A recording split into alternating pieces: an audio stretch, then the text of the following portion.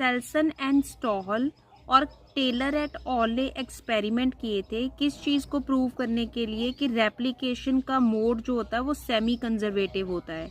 मसेल्सन and stall ने use किया था प्रोकैरियोटिक डीएनए, साथ में यूज़ किया हैवी आइसोटोप ऑफ नाइट्रोजन, जबकि टेलर एट ऑल ने यूज़ किया विक्सिया फाबा बीन्स यानी कि यूकैरियोटिक डीएनए और इन्होंने यूज़ किया रेडियो एक्टिव थायमिडिन को। मसेल्सन एंड स्टॉल के एक्सपेरिमेंट को डिटेल में एक्सप्लेन किया गया है।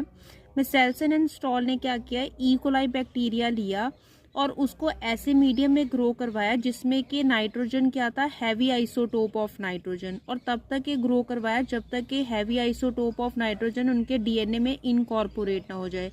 एक बार इनकॉर्पोरेट हो गया तो जो डीएनए मॉलिक्यूल्स बन गए उन्हें क्या बोलते हैं, हैवी डीएनए मॉलिक्यूल्स। उनमें क्या था, जो नाइट्रोजन था वो 15N था। लाइट डीएनए का मतलब है कि उनमें जो नाइट्रोजन होगा वो 14N होगा।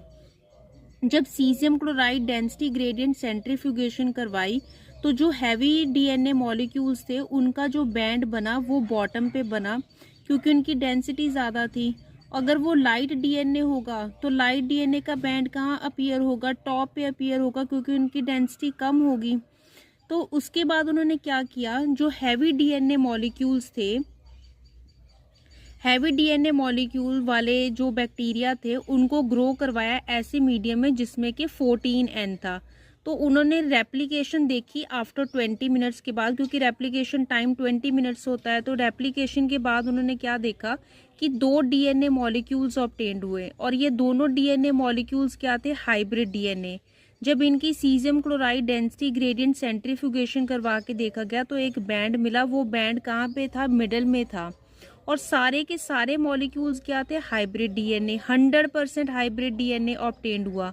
ना लाइट डीएनए बना ना हैवी डीएनए बना। 100 के 100% जो मॉलिक्यूल्स थे वो क्या थे, हाइब्रिड डीएनए।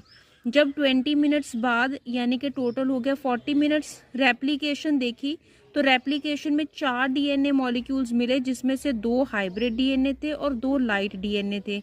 इसकी भी caesium chloride density gradient centrifugation करवाई तो 50% क्या मिला, हाइब्रिड डीएनए, 50% क्या मिला, लाइट डीएनए।